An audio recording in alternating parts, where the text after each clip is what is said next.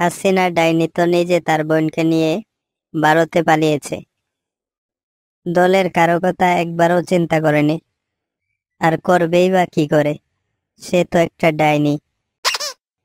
আমাদের মন্ত্রী এমপিরা একের পর এক ধরা পড়তেছে। দরবেশ সালমান এফ তো দাড়ি কামিয়েও রেহাই পায়নি। বিচারপতি মানিক্যের তো পালানোর সময় সব টাকা পয়সাও নিয়ে গেছে। শুধু কি তাই, তার অন্ডকোষগুলো ফাটিয়ে একদম হিজড়া বানিয়ে দিছে। এসব দেখে আমি কিভাবে পালাবো বুঝতেছি না। আমারে তো সবাই খুঁজতেছে। আমারে পাইলে তো জনগণ আমার অন্ডকোষ ও চোখগুলো খুলে মার্বল খেলা শুরু করব। কি করি? ও, আইডিয়া! আমার তো বিশেষ পাওয়ার আছে। আমি তো কাউয়ার ছদ্মবেশ ধরতে পারি। কাউয়ার ছদ্মবেশ ধরলে জনগণ আমাকে চিনতে পারবে না, সহজে পালিয়ে যেতে পারবো। কিন্তু এটা বাবাও বোকামি হবে। ওই দিন ফেসবুকে ঢুকে দেখি একজন পোস্ট করছে কাউয়া কাদের মারা গেছে। বিস্তারিত কমেন্ট বক্সে দেখুন। আমি জলদি করে কমেন্ট বক্সে গিয়ে দেখি কাউয়ার ছবি। আমার জন্য সাধারণ কাকেরাও আমার উপর ক্ষেপে আছে। মানুষেরা আমার ছদ্মবেশ দেখে চিনতে না পারলেও কাকেরা তো ঠিকই চিনতে পারবে। তাই আমাকে সাবধানে পালাতে হবে। মানুষ ও কাকের সামনে পড়া যাবে না।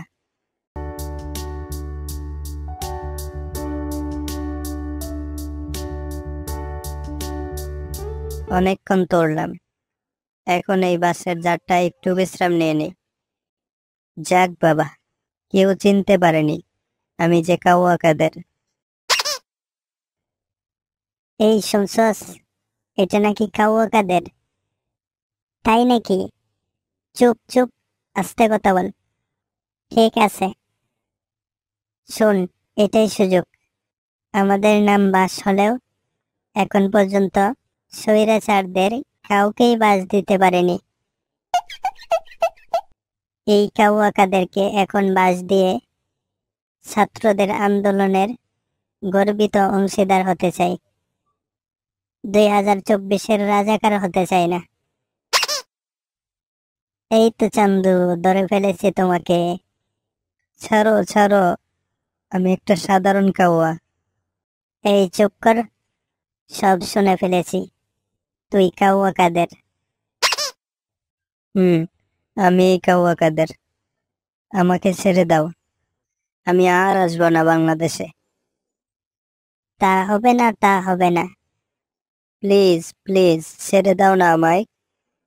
আচ্ছা ঠিক আছে, তোকে কয়েকবার পাশ দিয়ে ছেড়ে দিতে পারি এক শর্তে। কি শর্ত বলো?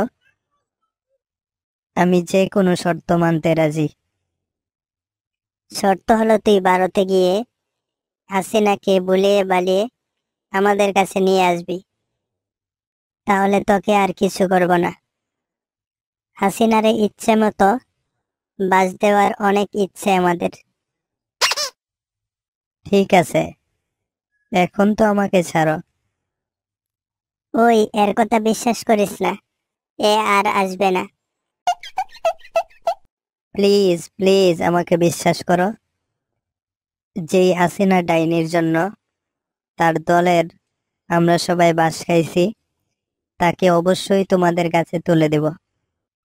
এই ডাইনির কারণেই আমাদের এই অবস্থা। জনগণ আমাদের দেখতে পারে না। ওর হাসিনার প্রতি রাগ গুসা দেখে মনে হচ্ছে ও সত্যি সত্যি হাসিনাকে নিয়ে আসবে। ঠিক আছে, হাসিনাকে নিয়ে আসার শর্তে তোরে ছাড়তেছি। যদি না আনিস হাসিনাকে, তবে কিন্তু ভারতের বাসের কমিটিকে ফোন করে জানিয়ে দেব। তারা তোদেরকে ভারতেও শান্তিতে থাকতে দেবে না। ঠিক আছে, ছাড়ো এবার আমাকে। আমি প্রতিজ্ঞা করছি হাসিনাকে তোমাদের কাছে নিয়ে আসব। এই ছাড়লাম তোকে, যা জলদি নিয়ে আস তাকে। আচ্ছা বাবা, গেলাম। কি বন্ধুরা, তোমরা কি পরবর্তী পর্ব দেখতে চাও? আমি ডাইনি হাসিনাকে কিভাবে বাস দেওয়া হলো? তাহলে লাইক সাবস্ক্রাইব করে সাথে থাকো। আর কে কোন জেলা থেকে দেখছো জানাতে বলবে না কিন্তু। ভালো থেকো সবাই।